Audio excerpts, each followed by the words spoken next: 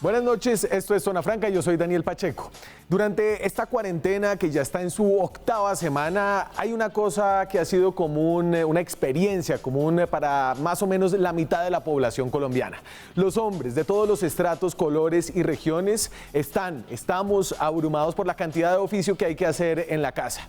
Los más vagos estarán abrumados de ver a sus parejas hacer todo el oficio, los menos estamos abrumados de lo repetitivo, interminable y acaparador del tiempo personal que es el trabajo del hogar.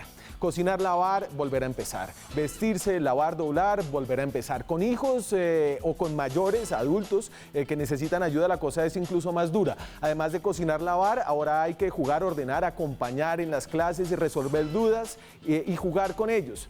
Y luego volver a empezar. Todos los días sin descanso. La cuarentena de súbito en este gran experimento nos mostró de cerca a los hombres los recostados que vivimos en cuanto al trabajo de cuidado. Esta es una de las características más injustas de nuestra sociedad. Estas son las horas de cuidado que ocupan al día las mujeres y los hombres. El trabajo de cuidado es uno de los factores de desigualdad más grandes con el que convivimos sin decir mucho. Y es un factor que vive en nuestros hogares, en nuestras casas, una desigualdad que nos mira a la cara, que no se le puede achacar solamente a los gobiernos, a los malvados empresarios, al sistema capitalista o socialista. Es una desigualdad que reproducimos en la intimidad de nuestros hogares, de nuestras casas. Si el trabajo de cuidado se pagara, sería el ítem más grande en el Producto Interno Bruto colombiano, según el DANE. Esto no es solo un asunto de género, es un asunto de justicia social sobre una población, las mujeres, que supera el 50% de la ciudadanía colombiana. Ojalá esta cuarentena nos sirva para al menos mirar esta desigualdad un poquito más de cerca. Aquí arranca Zona Franca.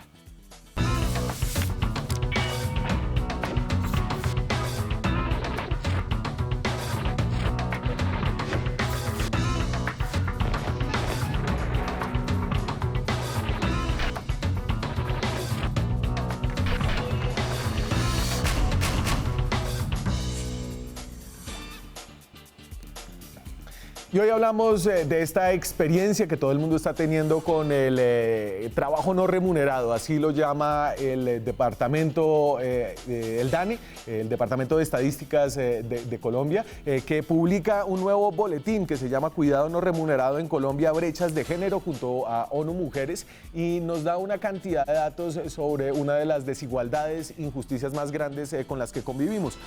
Por ejemplo, así se ocupan los hombres y las mujeres, y aquí no entro todavía al tema de cuidado, estoy hablando de la ocupación en el empleo. Y entonces aquí empieza a haber unas desigualdades enormes. Fíjense, el reporte de desempleo de febrero de este año nos dijo que en total se habían perdido cerca de 65.000 trabajos. Es decir, más allá del dato de la cifra de desempleo, la cantidad de gente ocupada bajó 65.000 personas, pero detrás de esa cifra había una gran desigualdad. Mientras los hombres aumentaron 178.000 empleos, las mujeres perdieron 243.000 empleos. Eso nos muestra que el mercado laboral, sin entrar todavía a hablar del tema del oficio, del trabajo de cuidado no remunerado, es ya muy desigual entre hombres y mujeres. Los datos del mes de marzo, que obviamente fueron abrumadores, se perdieron cerca de 1.600.000 trabajos, nos muestran que incluso en la crisis las mujeres son las más afectadas. Entre esos 1.600.000 trabajos, 721.000 fueron trabajos que perdieron los hombres y 863.000 fueron trabajos que perdieron las mujeres. Y esto ya nos pone en un esquema de desigualdad en el mercado laboral entre hombres y mujeres, que, como veremos en este programa, se ve agravado, se ve afectado por la manera en la que se reparte el trabajo de cuidado no remunerado en los hogares. El porcentaje de hombres y mujeres según el trabajo remunerado que se hace. Estas son horas al año, horas de cuidar a los niños, a los ancianos, de lavar, planchar, arreglar, cocinar, hacer oficio, limpiar y volver a empezar. El 22% de esas horas anuales que todo este trabajo toma, que se hace en los hogares, lo hacen los hombres. El 78% lo hacen las mujeres. ¿Y de qué estamos hablando acá? ¿De qué estamos hablando acá? Estamos hablando de la distribución de actividades de cuidado como las siguientes. Y aquí de nuevo el DANE nos da datos para ilustrar en qué se va todo este tiempo. Entonces, el 35% se va en compras y administración del hogar. El 2%, creo que hay el 2% de limpieza y mantenimiento de vestuario el 25%, cuidado y apoyo de personas el 17%, voluntariado 11% y suministro de alimentos 10%. Tengo aquí en el programa esta noche vía Skype desde Bogotá al director del DANE, a Juan Daniel Oviedo, quien nos va a explicar cómo sacaron estas cifras y por qué este es un tema profundamente importante. Director, buenas noches, ¿cómo está? Muy buenas noches, Daniel, ¿cómo estás? Gracias por hacer esto. ¿Esto es la primera vez que se hace esta mirada? Bueno, el DANE lleva 10 años como responsable legal de valorar lo que nosotros llamamos el trabajo doméstico de cuidado no remunerado. Y para eso se han hecho 2 encuestas de uso del tiempo, que en esencia son encuestas de mercado laboral ampliado, en donde le preguntamos a las personas cuánto y qué hace en el mercado laboral y cuánto y qué hace en la casa. Y hemos hecho 2 encuestas, una en 2012 y otra en 2016 y 2017. Esos cálculos que tú presentas, en efecto, corresponden a la realización de la encuesta de uso del tiempo de 2016, que coincidencialmente, cumpliendo 10 años de la ley, vamos a hacer este año a partir del segundo semestre. Y hay datos muy interesantes, pero sobre todo llega en un momento que nos ayuda a entenderlos y nos ayuda un poco a acercar lo que es el trabajo de cuidado no remunerado. Porque en las cuarentenas las personas más afluentes, los más ricos que pueden contratar empleadas domésticas, pues no las tienen y están confinados en sus hogares y les ha tocado asumir eso. Pero los hombres que trabajaban y que tenían a una mujer en la casa que se ocupaba de la mayor cantidad de este trabajo, están ahora en la casa y esperamos, director, que lo estén compartiendo o al menos lo están viendo de cerca, ¿no? Este momento puede ser muy importante para darle importancia a este tema. Exactamente, y precisamente ahí, en ese tema que tú pones, automáticamente cuando hombres y mujeres o cualquier tipo de pareja o personas solas se encuentran aislados o confinados en sus hogares, se dan cuenta que en promedio, y quisiéramos sensibilizar a los colombianos alrededor de ese número, en promedio, una mujer destina 7 horas al día a ese trabajo no remunerado al interior del hogar, mientras que un hombre solo destina 3 horas. A la par, es decir, en el mercado laboral, ese mismo hombre que solo trabaja 3 horas en el trabajo de cuidado en la casa, trabaja 9 horas en promedio en el mercado laboral, mientras que la mujer que trabaja 7 horas en el trabajo doméstico no remunerado solo puede trabajar 7 horas en el mercado laboral. Entonces, ahí ese concepto de economía del cuidado empieza a visibilizar de una forma muy potente y muy efectiva lo que nosotros llamamos las brechas de género en el país. Y Juan Daniel, y en el texto de este boletín hay un dato que es impresionante, y es que si usted contabilizara, si usted le pusiera un valor a todas esas horas invertidas, sobre todo por mujeres en Colombia, al trabajo de cuidado, eso equivaldría al 20% del Producto Interno Bruto. Ese sería un sector más grande que el sector de comercio, y eso habla del tamaño enorme que tiene la economía. Exactamente, y incluso te lo pongo en términos de horas. Si los 48.3 millones de colombianos que dijimos que éramos en 2018 trabajaran 24 horas al día, los 365 días del año, estaríamos hablando de aproximadamente 420.000 millones de horas de ese trabajo, donde en realidad se producen aproximadamente 36.000 millones de horas, lo que corresponde al 8% del tiempo, llamémoslo físico, que nosotros tenemos como personas en nuestro país.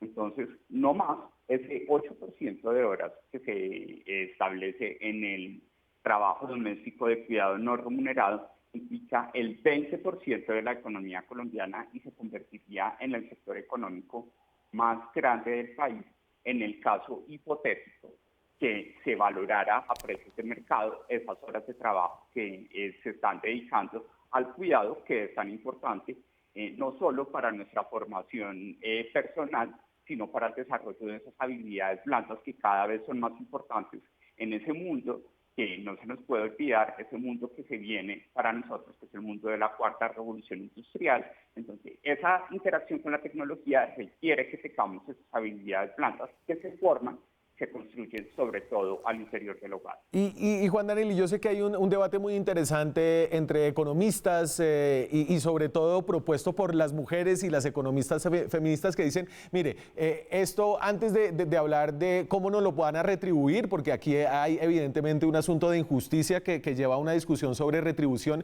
es ¿por qué no empezamos midiéndolo para saber cuánto es lo que aportamos y cuánto retribuimos? Sin embargo, el trabajo de cuidado no remunerado no hace parte de las cuentas nacionales. ¿Y cuál sería una forma de meterlo?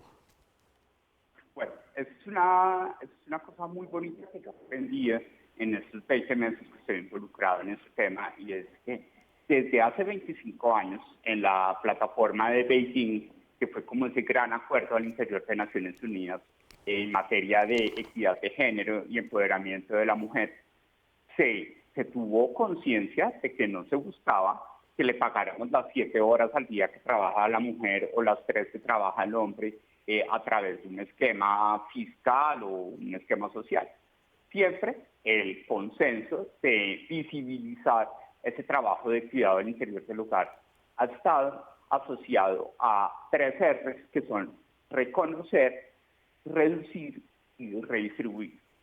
La primera de reconocer es que podamos construir un país en el que seamos conscientes que los estereotipos de género, en donde todavía en Colombia hombres y mujeres creen que las mujeres son más efectivas haciendo oficio, o que la mujer se debe quedar en casa cuidando los hijos y el hombre saliendo a proveer a la familia, pues tiene que cambiar. Pero también hay que reducir.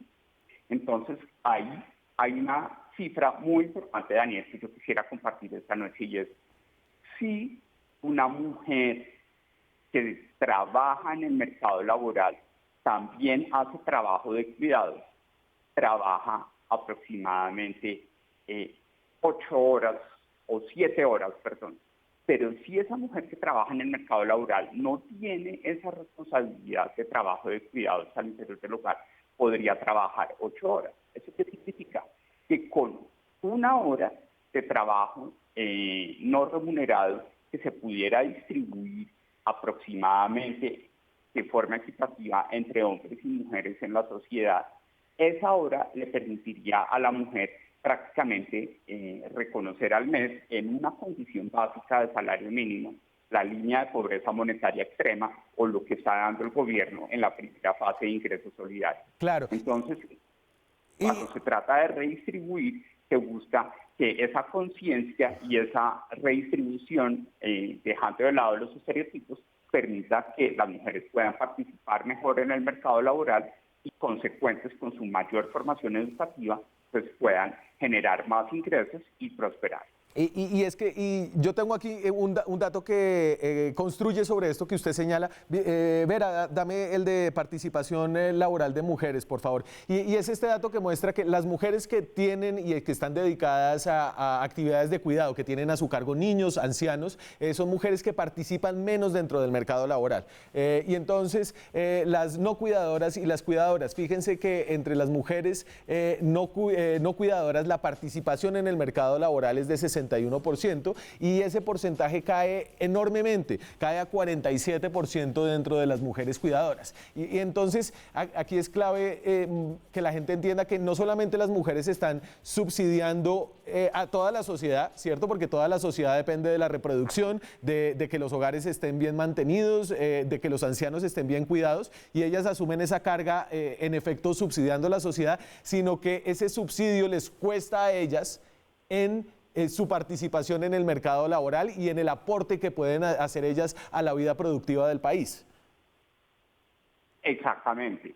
Y esa menor participación en el mercado laboral, lo más crudo es que viene asociado con mujeres que, en el caso particular de Colombia, como lo podemos ver a través del último censo de población y vivienda, son más educadas, pero que tristemente esos estereotipos y esas barreras que genera el exceso de responsabilidad de las mujeres en la economía del cuidado también está asociado a unas brechas salariales de casi el 12% por trabajo igual. Simplemente por ser mujer estamos teniendo una remuneración inferior al 12% de lo que devengaría un hombre por esa misma actividad.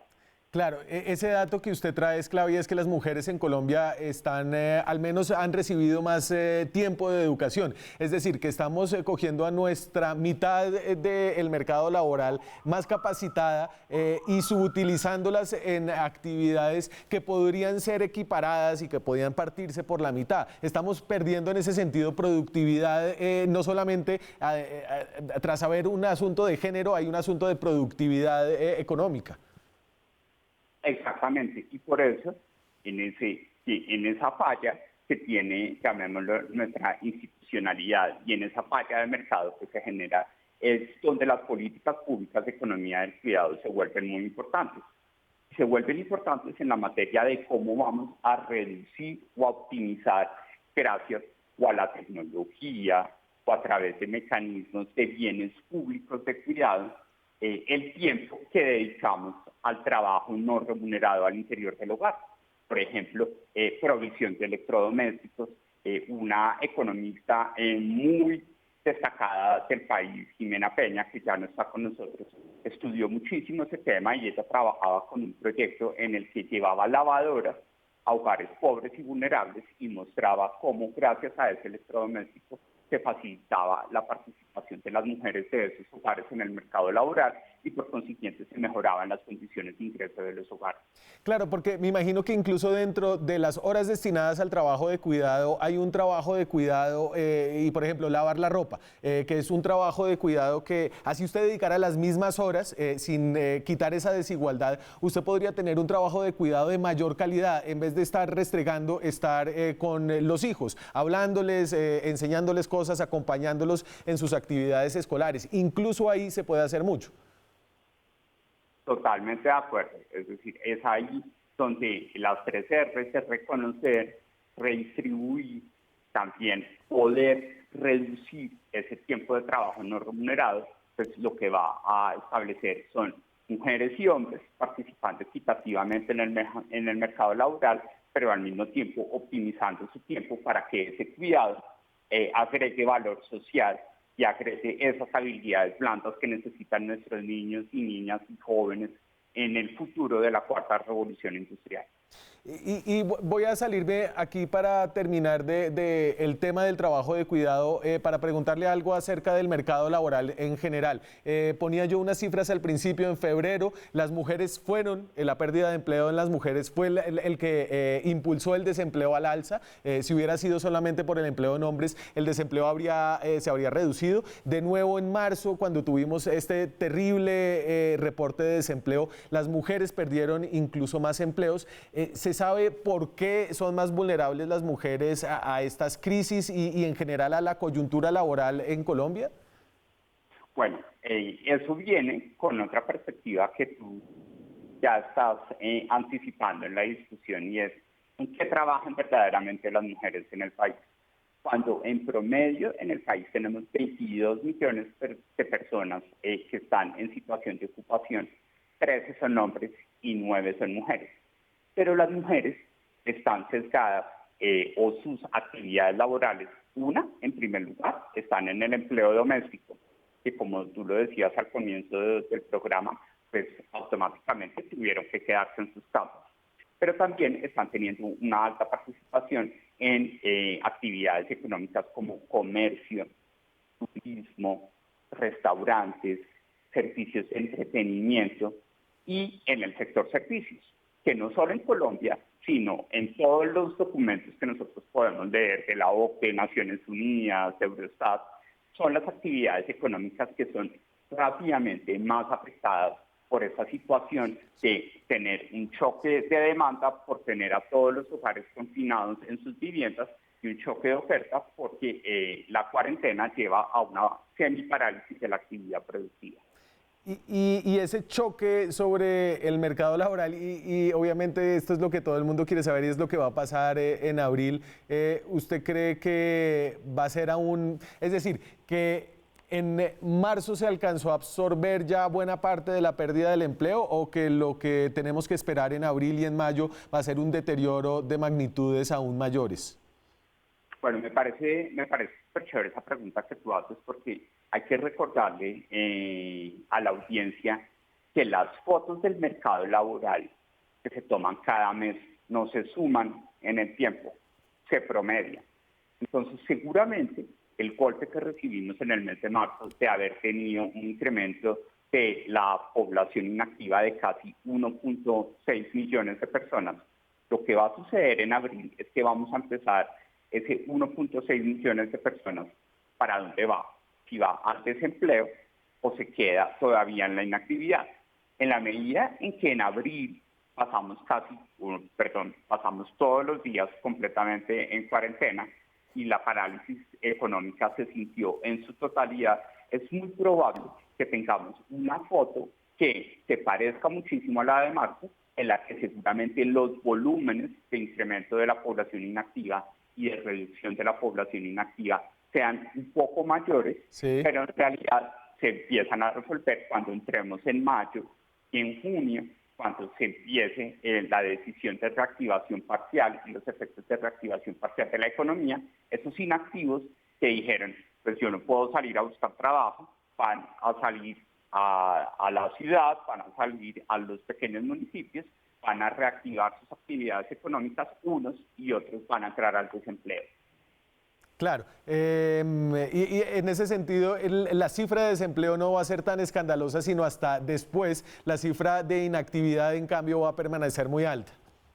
Exactamente, y ahí es donde, hilando con el inicio del programa, pues lo problemático es que en ese incremento de la población inactiva, el mayor rol que se está declarando es trabajo de cuidado no remunerado, porque eso es una razón de inactividad en el mercado laboral. Y ahí la relación es casi de 1 a 10, es decir, por cada hombre que nos dice que está inactivo porque está dedicado a oficios del hogar, hay 10 mujeres que nos reportan que están inactivas por estar dedicadas a oficios del hogar, lo cual genera esa preocupación no solo de Colombia ni de la región, sino a nivel mundial, de que la cuarentena puede acentuar las brechas de género en el mercado laboral y puede generar una profundización de las inequidades, no solo sociales, sino también económicas de la mujer en nuestra sociedad. Juan Daniel Oviedo es el director del Departamento Administrativo Nacional de Estadística, el DANE. Director, muchas gracias por haber estado con nosotros esta noche. No, muchas gracias, Daniel, y siempre atentos a cualquier tema de su programa. Muchas gracias.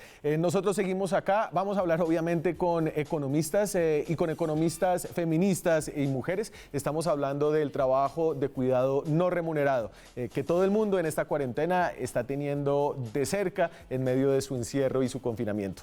Volvemos en minutos. Seguimos en Zona Franca esta noche, estamos hablando del cuidado no remunerado, todo lo que se hace en los hogares colombianos para cuidar a niños, ancianos, para cuidar el hogar, que recae sobre todo sobre las mujeres. Y hablamos de esto porque en la cuarentena creo que los hombres hemos caído en cuenta de lo que significa este trabajo, de la cantidad de tiempo que ocupa, de la cantidad de tiempo que le quita a uno para hacer otras cosas. Estas son las horas, por ejemplo, que dedican al día hombres y mujeres en el cuidado, en el trabajo de cuidado. Entonces, las mujeres al día, es como una jornada laboral, ocupan 7 horas 14 minutos al trabajo de cuidado en los hogares colombianos, frente a los 3 horas 25 minutos que ocupan los hombres colombianos. Esta es una disparidad enorme, la veíamos en la forma de porcentaje en el bloque pasado. Las mujeres ocupan cerca del 79% del trabajo de cuidado, los hombres apenas el 20 y pico %. Para hablar de esto, obviamente hay que hablar con las mujeres que antes de la cuarentena, mucho antes de que nosotros empezáramos a pensar que esto es un tema importante, lo estaban diciendo. Natalia Moreno Salamanca es economista, es integrante de la Mesa de Economía Feminista. Es profesora de Economía de la Escuela de Estudios de Género de la Universidad Nacional y trabaja con el Distrito de Bogotá. Natalia, un gusto tenerla por aquí de nuevo. Daniel, muchas gracias. Un saludo muy especial a todas las personas que sintonizan Zona Franca. Y entonces yo me imagino que usted siente que, bueno, ahora este man me está preguntando por esto porque ha estado encerrado en su casa y no tiene a la empleada que vaya y le ayude.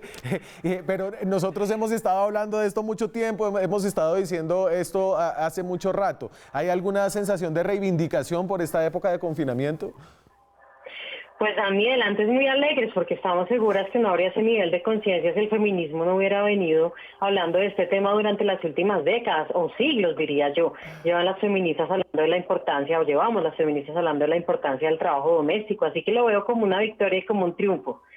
Y definitivamente este es un tema que es un tema feminista, obviamente, pero es un tema que tiene unas implicaciones muy grandes, no solamente de género, sino en general. Justicia social, en productividad laboral y en productividad de las cuentas nacionales. Es decir, esto no es un tema que se restrinja al género.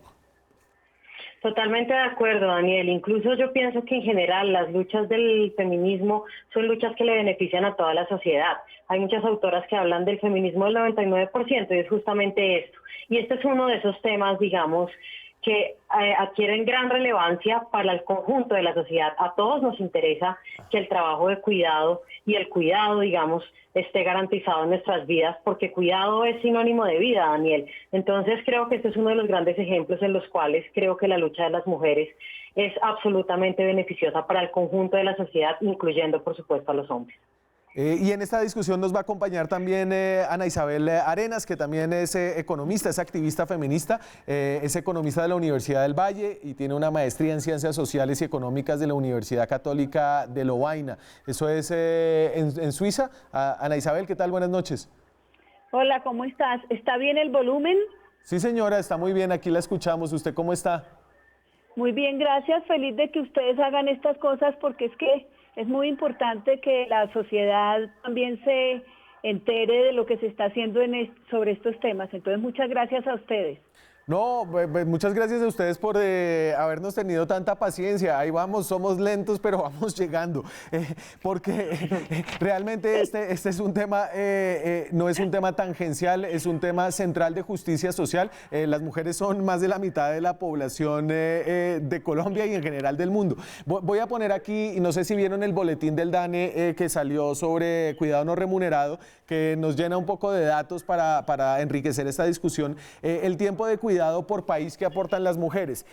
Colombia no es ni el peor ni el mejor país de América Latina, que es una región donde el machismo, o ahora les voy a preguntar que el machismo o la desigualdad social o las democracias han tenido como consecuencia que las mujeres se ocupan de la mayoría del cuidado no remunerado en los hogares. Dame, Viviana, mostremos ahí el de ¿qué? Tiempo cuidado por país, por favor. Acuérdate que yo no estoy viendo. Tranquila, yo le voy contando. Bueno, chévere. No sé qué me pasa aquí. Entonces, esto es con un dato de la CEPAL que salía en ese documento que muestra y compara países latinoamericanos. Entonces, en Guatemala, por ejemplo, las mujeres se hacen cargo del 86% del trabajo de cuidado no remunerado, en Ecuador 79%, Colombia está muy mal, es 74%, y hay países de la región como Chile con 69% y Brasil 67%, donde los hombres ocupan un poquito más ese espacio. Sin embargo, en ninguno de ellos estamos cerca al 50%. Y Ana Isabel, cuénteme usted qué piensa ahí de cuáles son los factores que originan esta desigualdad. Mira, ¿qué hubo, Hola, Natalia, ¿cómo estás? Bien, Anaí, feliz de estar acá contigo. Bueno, ahí vamos a charlar, ahí entre las dos les contamos todos estos aprendizajes. Mira, Natalia lo decía un poco en la primera parte sobre los orígenes de la desigualdad, todo lo que tiene que ver con la distribución sexual del trabajo, que de manera arbitraria, digamos, ha asignado distintas esferas y responsabilidades a las mujeres y a los hombres, por ser mujeres y por ser hombres. Pero el problema, entonces las mujeres en el hogar, en lo privado, los hombres en lo público, ellos son los que salen, la mujer hable pasito porque pues es mejor porque usted es cuidadora, los hombres hablando y les dicen que son vehementes, nosotras somos histéricas. Entonces esos son estereotipos que parece que no hicieran tanto daño y nos han hecho daño inmenso a la humanidad, no solo a las mujeres, a la humanidad. Entonces ese es un primer punto, esa división sexual del trabajo arbitraria, cuyo patrón es lo masculino, y así entonces toda la ciencia, la economía, todo el mundo, el patrón es el masculino. Y entonces déjeme y detengámonos un poquito ahí, y quiero escuchar también a Natalia, porque esto no es y no debería ser así, no es así en todos lados, o sí, Natalia, ¿hay ejemplos de otros países, otras miradas donde el trabajo de cuidado esté mejor repartido en el mundo? Bueno, la división sexual del trabajo es una estructura de poder que utilizan, digamos, las sociedades y diría yo de alguna manera los modelos económicos en su reproducción, donde efectivamente se asignan unas tareas a hombres y a mujeres. O sea, uno de los elementos para repartir y organizar el trabajo en las sociedades es el sexo.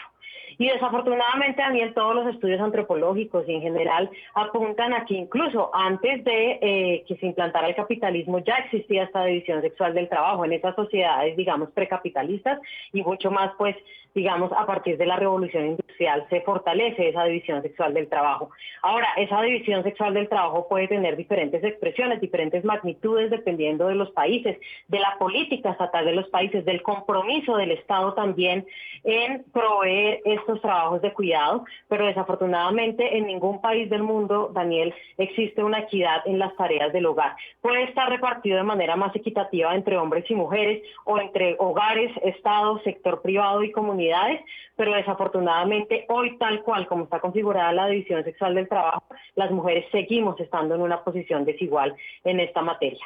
Es que ahí usted dice algo clave, y es que no solamente las mujeres están haciendo el trabajo que podrían hacer los hombres, sino en algunos casos el trabajo que deberían hacer los estados. En el tema del cuidado de los niños, en el tema de los cuidados a los adultos mayores, ahí las mujeres entran a tapar huecos no solamente de la pereza masculina, sino de la incapacidad del Estado de proveer unos servicios que son derechos y que son básicos. Tal cual, Daniel. Justamente esa es la reflexión que venimos haciendo varias economistas feministas hace muchos años, en que podamos entender que el cuidado es inherente a la vida, inherente a la reproducción de las personas, y en ese sentido es un asunto público, no un asunto privado de las mujeres y de las familias. O sea, nosotras no estamos de acuerdo con lo que se ha aplicado en el sálvese quien pueda. Cada familia ve cómo sus necesidades de cuidado, de acuerdo a si puede pagar, como tú decías, una trabajadora doméstica, o si puede pagar un centro de atención para determinadas personas, o si tiene plata para tener tecnología que ahorre tiempos, lavadoras, lavalosas, etcétera, etcétera. No, esa no es la visión que nosotras tenemos. Nuestra visión es que el cuidado debe ser un asunto público y por ende debe estar en las políticas públicas, y el Estado debe garantizar el cuidado, porque así, por un lado, las personas que requieren cuidado tienen esa atención, y por el otro las mujeres no se vuelven, digamos, las principales proveedoras de cuidado, con todas las consecuencias que eso trae, como lo reflexionaron en la primera parte del programa con el director del DANI. Vamos a seguir en esta discusión. Las invito a ustedes, por favor, acompáñenme a seguir teniéndola después de la pausa, y ustedes también. Volvemos en minutos.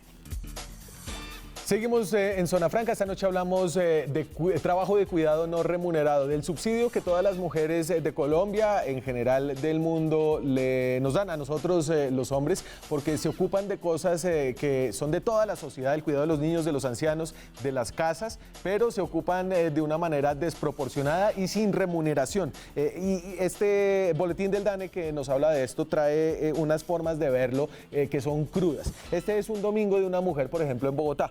En Bogotá, una mujer le dedica el domingo 5 horas 40 minutos a los trabajos de cuidado no remunerados, mientras que los hombres, un domingo en promedio, trabajan apenas 2 horas 54 minutos. 5 horas de un domingo trabajando, incluso los domingos. Es que el trabajo de cuidado no remunerado no descansa, no tiene jornada laboral, no tiene además remuneración. Hablamos con Ana Isabel Arenas, con Natalia Moreno acerca de esto.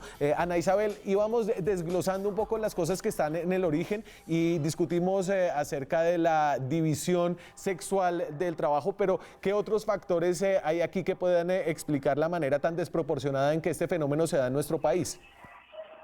Mira, quisiera aquí remitirte, porque creo que también es importante mirar eso, cómo se ha ayudado a develar esta desigualdad Y ahí quisiéramos comentarte sobre lo que ha hecho la economía feminista, Sí. digamos desde los años 1980, 90, que se empezó a reconocer, a ver, esto del cuidado, el cómo cuidado lo atrajo la antropología, la sociología, el derecho, muchas ciencias han aportado.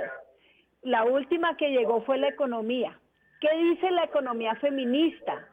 La economía feminista abre una serie de aspectos de la economía que permite ver cuáles son los efectos de la economía en las mujeres, cómo esa concepción que se ha hecho de un hombre pues imaginario que es el que decide y decide perfecto por todo el mundo, no existe. ¿Y qué le pasa a las mujeres en la economía? Entonces, la economía es la que abrió la frontera del mercado, es la que abrió la frontera del trabajo. ¿Qué quiere decir esto? Que la economía de un lado dijo, es que trabajo no es solo lo remunerado. A ti te dicen trabajo y inmediatamente piensas a alguien en alguna parte que le están pagando. Sí. Jamás cuando tú le preguntas si su mamá en su casa qué hace, va a decir está trabajando, dice no, en la casa. Y resulta que está trabajando casi una jornada diaria, como tú lo decías ahora, y la sociedad le ha puesto esa carga, ni siquiera le preguntaron. Entonces, por un lado, la economía feminista es la que ha mostrado eso en los estudios realizados, y ha mostrado que se producen en los hogares bienes y servicios que no pasan por el mercado, que no se venden en el mercado, pero que se necesitan para ir a laborar, para reproducir la fuerza de trabajo, para ir a estudiar. Eso es lo que estamos midiendo. Entonces, vemos que la economía abrió la frontera del mercado, abrió la frontera del trabajo. Trabajo es remunerado y no remunerado. El trabajo no remunerado que están haciendo hoy en día las mujeres en sus hogares con esta pandemia les implica tiempo, les implica energía, les implica un trabajo repetitivo que alguien debe hacer y que injustamente se le ha delegado a las mujeres. Entonces esto ha permitido a la economía feminista plantear que realmente el sentido de la economía es la distribución de todo este trabajo, el reconocimiento de todo este trabajo, es la sostenibilidad de la vida, no es la acumulación individual, no es el bienestar individual, y ahorita lo estamos viendo más que nunca. Entonces, en estos orígenes, como te decíamos, está toda esta división sexual del trabajo y todos estos principios que han diferenciado en favor de los hombres. Cuando digo hombres no hablo de los hombres individuales, sino del mundo hombres. Una serie de aspectos que hoy en día tenemos que romper. Eso es lo que tenemos que romper. Creo que aquí hay que asumir, no solo, es decir, yo creo que, y este tema surge en la cuarentena, y ojalá sea más cercano para los hombres que lo han ignorado tanto tiempo, pues porque estamos confinados y ahí el trabajo de cuidado se le aparece, se le presenta a uno. Venga, Natalia, le quiero preguntar y aquí para que empecemos, porque ustedes han hablado de esta injusticia, de esta desigualdad hace mucho tiempo, pero también están pensando en maneras de remediarla, en agendas para avanzar y para poder equilibrar un poco las cargas. Sí, claro, Daniel, ese es un gran debate también hace muchos años. Ahí hay muchísimas posiciones, desde perspectivas que consideran que se debe remunerar este trabajo, que personalmente no es la mía, Daniel, que ese es un poco el modelo que ha instaurado en cierta perspectiva, por ejemplo, Familias en Acción, que es transferir algún dinero a cambio de que las mujeres se encarguen del cuidado de los hijos, de que los lleven a los colegios y los lleven a los hospitales, y eso lo que termina haciendo es perpetuando mucho más el rol de las mujeres al interior de los hogares por una remuneración que realmente no paga este trabajo. Es una cosa realmente ínfima. Y otras personas, que creo que en eso coincidimos con Ana Isabel, que tenemos una perspectiva más de, como te decía al inicio, sacar el cuidado a lo público, que el Estado asuma una responsabilidad con brindar este tipo de trabajos, que las mujeres no tengan que quedarse obligadas porque no hay otra opción en donde dejar los hijos, en donde dejar las personas con alguna dependencia, sino que tengan la opción de ponerlos, digamos, de alguna manera en servicios públicos o en la oferta estatal, y si quieren cuidar, por supuesto que lo pueden hacer, pero si tienen otros proyectos de vida, que también los puedan realizar, que puedan liberar tiempo para que puedan estudiar, para que se puedan formar, para que puedan ingresar al mercado laboral, para que puedan hacer ciencia, por ejemplo, para que puedan hacer deporte, porque al final toda esta división sexual del trabajo lo que termina haciendo es una pobreza de tiempo inmensa para las mujeres, y por falta de tiempo las mujeres no estamos llegando ni al Congreso, ni a ganar los premios Nobel, ni a ganar los Olímpicos, porque todas esas son disciplinas que requieren tiempo y las mujeres nos estamos privando de desempeñarnos en esos proyectos profesionales. Así que para redondear, la propuesta es: llevemos esto al campo de las políticas públicas. Yo celebro mucho que hoy, gracias a toda esa lucha que nos ha contado Ana Isabel de la economía feminista, en Colombia se esté pensando en un sistema nacional de cuidados y en sistemas distritales y municipales de cuidado, como es el caso de Bogotá y Medellín, donde justamente se están diseñando acciones de política pública para poder descargar a las mujeres de estos trabajos y para poder brindar el cuidado, ya sea por parte del Estado o del sector privado, Sí. De manera corresponsable a las personas que lo requieren. Y entonces déjeme, les pongo a ambas lo que va a ser el futuro del cuidado en Colombia. Y uno puede decir, venga, le llevamos una lavadora a todos los hogares colombianos y eso va a liberar a las mujeres como si estuviéramos en 1950. Pero la realidad de la demografía colombiana es que somos una sociedad que se está envejeciendo cada vez más. Y detrás de eso puede haber, en parte, una consecuencia de la manera tan desigual que están distribuidas las cargas del cuidado, y es que las mujeres cada vez quieren tener menos hijos porque les toca asumir la mayoría de esa carga, pero ese envejecimiento va a demandar necesariamente, y aquí no hay lavadora que sirva, el cuidado de las personas más ancianas de la sociedad. Y entonces aquí hay como un círculo vicioso en el cual cada vez se necesita más de cuidado y cada vez hay menos gente dispuesta a darlo. Ana Isabel. A ver, parto del planteamiento que hizo Natalia, que es cómo se puede analizar esto, y es que el cuidado es una política pública, es público, no es de las mujeres ni de los hogares, es público. Allí uno tendría que mirar, Daniel, cuál es la organización social del cuidado que existe. Toda sociedad tiene una organización social del cuidado y aquí la tenemos. Y hay unos agentes responsables, Estado, empresas, familia, organizaciones sociales. Lo que tenemos que hacer, y lo que Natalia plantea cuando se está mirando a hacer un sistemas de cuidado, el nacional, los territoriales, es coger esa organización social y más bien esa meterla a la lavadora y revolverla, ponerle las 3 R's de redistribución, de reconocimiento y de reducción, y sacar estrategias en las que de un lado la familia siempre va a cuidar algo, pero es que es un cuidado patriarcal, son las mujeres las que están cuidando en la familia, y eso se llama cambio cultural, eso se llama cambio de responsabilidades. Los hombres, las hijas, los hijos, todos en el hogar tienen que ayudar, ¿entiendes? Entonces hay que hacer una serie de cambios en toda la sociedad, y eso es lo que esa organización social que existe. Tenemos que mirar, lavadoras puede ser una, pero en algunas partes no va a ser lavadoras, hay que mirar qué se necesita en cada sociedad. Hay que volver, con la economía social y solidaria, hay que volver muchos de los servicios, sobre todo en los sectores donde la gente es más pobre, que es la mayoría de las ciudades. Claro. Hay que volver los servicios de comida, de lavado, etcétera, servicios locales que se puedan acceder a bajo precio. En Chocó están haciendo ahorita unos comedores de mujeres. Hay algunos hombres, la mayoría son mujeres, están cobrando, pero cobrando justo. Entonces, ¿eso qué permite? Que quienes trabajan ahí puedan ganar dinero y pagar por cuidado. Que quienes trabajan, las mujeres que libera tiempo, pueden salir a trabajar. La sociedad puede crear maneras de distintas formas de financiación donde esto se puede redistribuir, sí, pero hay que pensar, hay que dedicar plática a eso. Y una cosa que quería complementar de lo que dice Nati es que Medellín y Bogotá ya tienen, y Colombia como a nivel nacional, ya tienen en sus planes de desarrollo las líneas de cuidado. En este momento, en estos días, está en rojo el debate y se están decidiendo en Cali y en Nariño, en el Valle, en Cali y en Pasto, se están decidiendo también los sistemas, porque la idea es salir en bloque, varias ciudades trabajando esto para ver si podemos tener incidencia, y necesitamos que en eso ustedes nos sigan acompañando y nos sigan apoyando. Pues aquí estaremos. No sé si algo cortico tiene ahí Natalia para cerrar. Pues para cerrar, Daniel, justamente eso que mencionas es fundamental.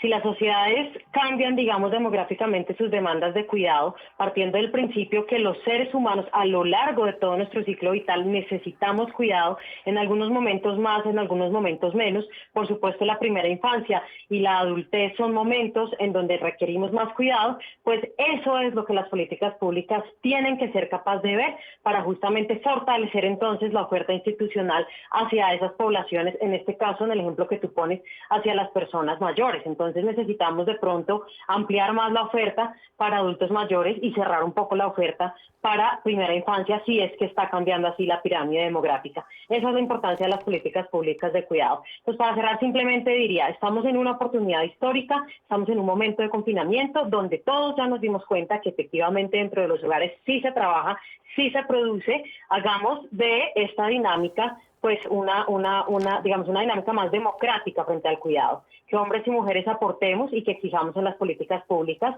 pues que se garantice este derecho a ser cuidado. Muchas gracias a ambas por haber trabajado en esto por tanto tiempo y por acompañarnos esta noche. Yo todo lo que sé de este tema lo sé porque vivo con una feminista, así que no tengo ningún mérito en absoluto. Vives muy bien.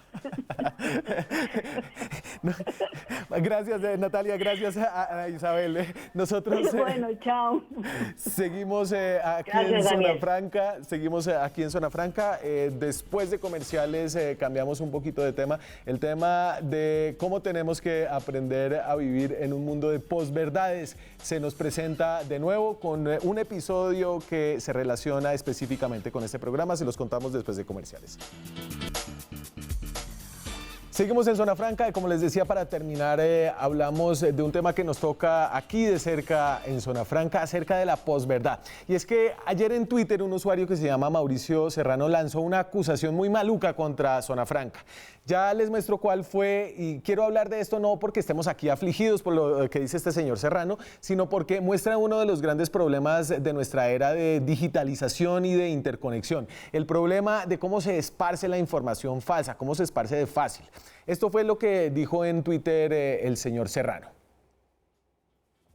Es increíble que el pseudoperiodista Daniel Pacheco se refiera al doctor expresidente Álvaro Uribe Vélez de Hijodep en televisión nacional, de hecho es en cable. Exigimos respeto y altura y taguea allá a todo el mundo del Centro Democrático, al expresidente Uribe, a la senadora Valencia, a María Fernanda Cabal, a Gustavo Rugeles. Este trino ha sido retuiteado cerca de 100 veces y obviamente lo que dice el señor Serrano es falso.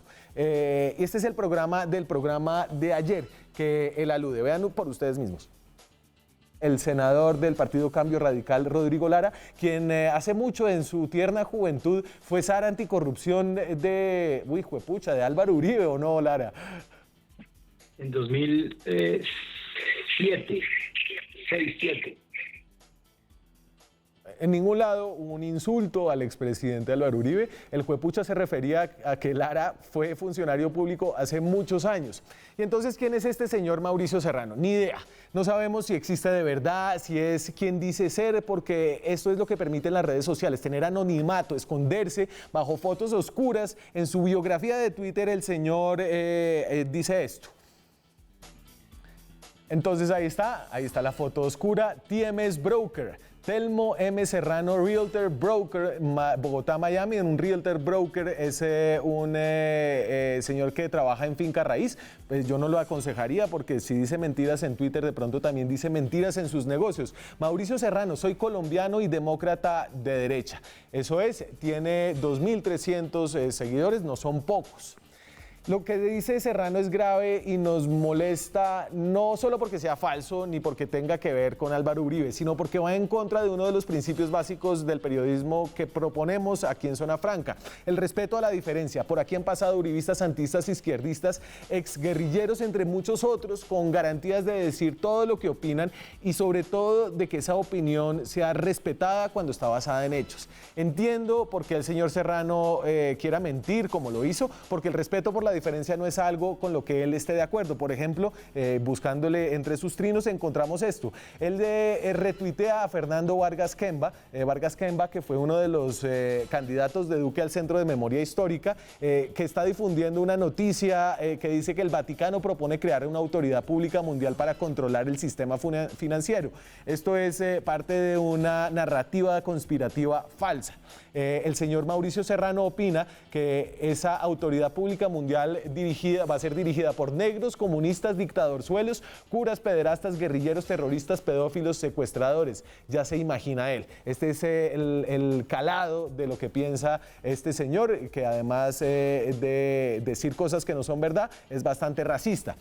Este es un episodio menor. Algunos piensan que la gente como este señor le deberían cerrar sus cuentas de redes sociales cuando dicen mentiras. Yo creo que eso no debe ser así. No debe ser así porque eso terminaría de alguna forma restringiendo la libertad de expresión que es positiva en estas redes. Es un hecho de nuestro tiempo que hay que convivir con estas mentiras. Esta gente nunca se va a echar para atrás. Así usted les muestre los hechos, así les ponga el video. Por ejemplo, esto respondió el señor Serrano cuando le pusimos el video en redes sociales. Nunca me voy a retractar, van a tener que borrar todo el programa. Hay que ver la cara de Rodrigo Lara, la sorpresa e incredulidad ante la situación y su arrepentimiento porque se le salió. Ojalá le cueste caro, por cobarde. El señor le pueden mostrar el video 1000 veces y él nunca se va a convencer de lo que está diciendo es mentira. Pero traigo todo este episodio a cuento para volver sobre una advertencia que hemos repetido mucho acá. No crea todo lo que aparece en redes sociales, en Twitter, en Facebook, en el WhatsApp. Busque fuentes autorizadas para informarse. Aquí tratamos de ser una de esas fuentes. Nos esforzamos, a veces nos equivocamos, pero trabajamos para ser una fuente autorizada. Separe la opinión cualquiera de la opinión calificada y realmente atengámonos a un mundo donde muchas veces las mentiras se esparcen más rápido que los hechos. Muchas gracias por habernos acompañado durante este programa. Nosotros nos seguimos viendo con más periodismo, más debate, más opinión mañana. Chao.